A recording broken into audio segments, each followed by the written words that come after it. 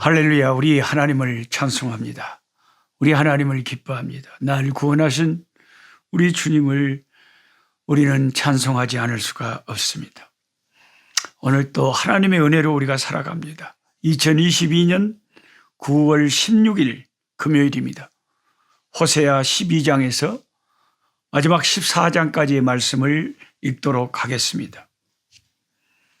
오늘 호세아서의 말씀의 끝장을 보면 14장을 보면 하나님은 그렇게 무서운 심판을 호세아서를 통해서 선포했으면서도 어느 순간 하나님 마음을 돌이키시고 자기 백성인 에브라임, 이스라엘을 놓지 않으시는 하나님의 마음을 보여줍니다. 어떤 신학자는 말하기를 사람들은 혼내주기 위해서 사람들을 벌주지만 하나님은 그 사람을 회복시키고 힐링시키고 고치기 위해서 그 사람을 징계한다. 이렇게 말했습니다. 하나님의 심판이 임하고 칼이 성읍을 치고 빗장을 깨트리게 하시지만 이것이 하나님이 그들을 버리시거나 이것이 하나님의 본심이거나 이것이 하나님이 그들과 영원히 관계를 끊겠다는 뜻은 아니었습니다.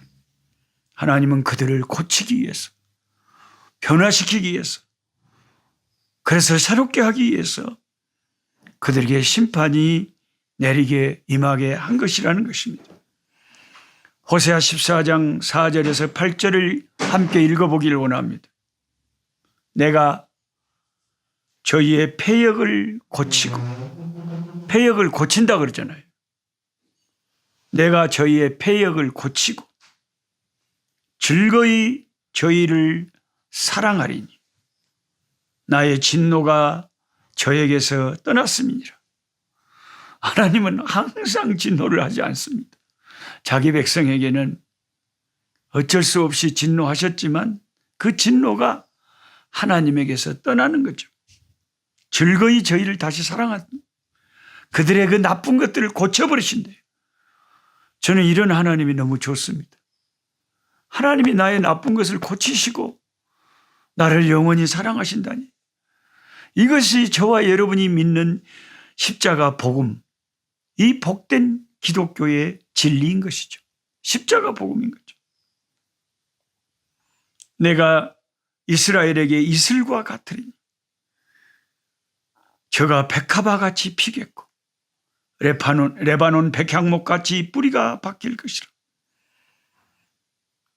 그 가지는 펴지며 그 아름다운 감람나무와 같고 그 향기는 레바논 백향목 같으리니 그 그늘 아래 거하는 자가 돌아올지라.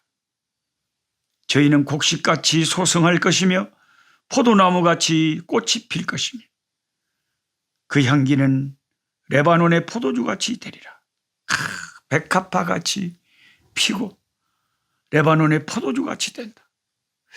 그게 참 그 하나님께서 이슬이 되셔가지고 이스라엘을 다시 백합화처럼 꽃이 쫙 피게 하신다는데 요즘 제가 그 농장을 하면서 작은 식물들을 가꿔보니까요. 토마토 요만한 이제 모종을 사다가 토마토를 심었는데 잠깐 이 물 주는 것을 소홀히 했더니 어느 날 보니까 이 토마토 요 조그만 병아리만한 이 토마토 모종이 싹 잎을 늘어뜨리고 거의 시들어갖고 죽어 있어요. 예. 그래서 오마 이거 어찌했을까? 그래갖고 물을 그냥 웜에 사정없이 줘버렸어요. 참 물을 주고 아이고 내가 물 주는 걸 소홀히 했더니 야가 그냥 완전히 이렇게 죽어버렸네. 예. 근데 얘가 다시 살아날 수 있을까? 이렇게 완전히 쭉 쳐져가지고 이렇게 잎이 완전히 흙에 닿아 있어요. 완전히 쳐져 있어요. 이건 이제 못 살아날 것 같아. 이렇게 쳐져 버렸으니. 근데 물을 있는 대로 사정없이 주고 다음날 아침에 가봤더니 언제 그러냐는 듯이 이렇게 싱싱하게 다시 쫙 살아났어요. 아, 그 참, 물에 그게 되게 예민하대요. 식물이란 게. 내가 이스라엘에게 하나님 말씀하시는데 이슬과 같으리. 제가 백합화 같이 피겠고 레바논 백향목 같이 뿌리가 박힐 것이다. 그 가지는 퍼지며 그 아름다움은 감람나무와 같고 그 향기는 레바논 백향목 같으니. 완전히 그냥 너무 소망의 말씀을 호세아서를 마치면서 하나님이 이스라엘을 향해서 하고 계십니다. 저희는 곡식같이 다시 소성하고 포도나무같이 꽃이 필 것입니다. 그 향기는 레바논의 포도주같이 되리라. 에브라임의 말이, 이스라엘 사람들의 말이, 내가 다시 우상과 무슨 상관이 있으려 할지라. 다시는 우상을 가까이 하지.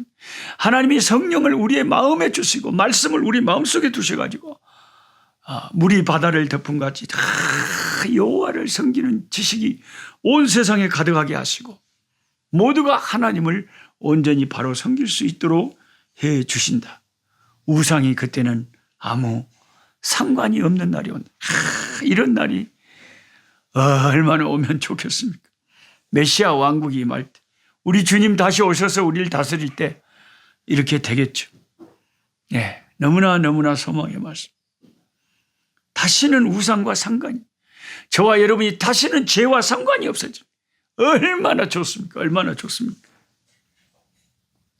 내가 저를 돌아보아 대답하기를 나는 푸른 잣나무 같으니 네가 나로 말미암아 열매를 맺으라. 그렇죠. 저와 여러분은 하나님으로 말미암아 열매를 얻는 거죠. 저는 오늘 또 성교센터에 가서 너무 감사해서 내가 꿈을 꾸는 것 같아요. Just like I am dreaming. 내가 지금 꿈꾸는 거 아니야? 언제 이렇게 아름다운 엄청난 성교센터를 하나님이 느닷없이 갑자기 나한테 주셨어요.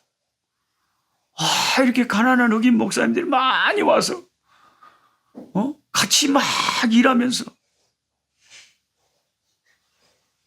이렇게 즐거운 공동체를 이루고 소망 가운데 하나님을 섬길 수 있게 하는가. 정말 꿈꾸는 것처럼 하나님은 우리를 축복해 주실 때가 있어요. 하나님은 우리에게 말씀하시기를 네가 나로 말미암아 열매를 얻으리라. 하나님 때문에 우리가 우리 인생에 열매를 맺고 살게 되는 것이죠. 본문 말씀에 그 그늘 아래 거하는 자가 돌아올지라는 말씀은 하나님의 날개 아래 보호받는 자들이 회복될 것임을 말하는 거죠. 이스라엘의 회복을 말하는 거예요. 교회는 피난처 되신 그리스도의 그늘 아래로 피해서 돌아온 사람들의 모임입니다. 교회는 뜨거운 사막의 햇볕의 피해로부터 보호해주는 보호막이 있는 곳입니다. 하나님이 궁극적으로 이스라엘 백성의 패역을 치료해 주시고 저희를 다시 사랑해 주신다고 약속하고 계십니다. 이런 성경을 읽으면 우리가 얼마나 기쁘고 고맙고 좋은지 몰라요. 그리하여 이스라엘은 다시는 우상을 가까이 하지 않은 신실한 하나님의 영원한 백성들이 될 것입니다. 백합화 같이 피어나고 레바논의 백향목처럼 뻗어갈 것입니다. 결국 호세아서를 읽어보니 그렇게 무섭게 심판을 선포하던 이 선지자의 입술을 통해서 하나님은 이스라엘이 결국 하나님이 고치시고 깨끗하게 하시고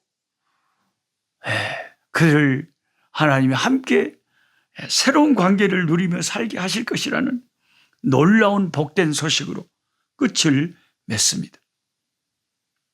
우리는 구약의 선지자들도 신약에 우리가 알고 있는 이 십자가의 복음을 말하고 있다는 것에 놀라움을 금하지 못합니다. 성경 66권은 구약이나 신약이나 예수 그리스도 안에서 영원한 구원의 소망을, 영원한 영생의 소망을, 영원한 승리의 소식을 선포하고 있는 말씀드린 것이 틀림없습니다. 특히 호세아 14장 4절에서 8절을 우리는 읽으면 얼마나 희망이 생기고 얼마나 감사하게 되고 얼마나 소망이 넘치는지 모르게 됩니다. 우리 하나님은 소망의 하나님, 우리와 영원히 함께 장막을 함께 하시고 우리의 눈에서 눈물을 씻기시며 영원히 자기 백성과 함께 사실 우리 하나님을 구약에도 보여주고 있습니다. 예수 믿는 사람들은, 저와 여러분 정말 복된 사람들이 얼마나 감사한지 모르겠습니다. 할렐루야. 하나님 호세아서를 마지막으로 읽고 호세아서를 덮을 때에 소망이 울려 퍼집니다. 아버지, 희망의 메아리가 울려 퍼집니다. 하나님은 못된 우리들, 죄악에 물든 우리를 나중에는 고치셨어요. 아예 우리를 치료하셔서 하나님 우리와 새로운 관계를 맺으시고 다시는 우리가 우상과 상관없이 세상 죄악과 상관없이 천사들처럼 깨끗하게 하나님과 아름다운 사랑을 나누며 하나님을 온전히 섬기며 살 수 있게 해주시리라 약속하신 주님의 소망의 약속을 인하여 감사합니다. 우리 같은 죄인들이 주님의 말씀을 인하여 희망을 갖습니다. 주여, 주의 약속을 신실하게 이루심을 믿습니다. 주님의 말씀이 이루어질 때를 바라보고 기대합니다. 주여 감사합니다. 모든 것이 주께로부터 나왔고 주님으로 말미암으며 모든 것이 주님이 나중에 다 결론을 지으시고 마지막 끝을 맺으실 줄 믿습니다. 우리의 인생을 주께 맡깁니다. 우리의 모든 두려움과 우리의 모든 기도 제목들, 우리 일상의 모든 문제들을 주님의 손에 맡겨드리오니 주여 해결하여 주시고 도와주시옵소서. 예수님의 이름으로 기도드리옵나이다. 아멘. 약한 자 힘주시고 강한 자 바르게 주 함자 정택하시고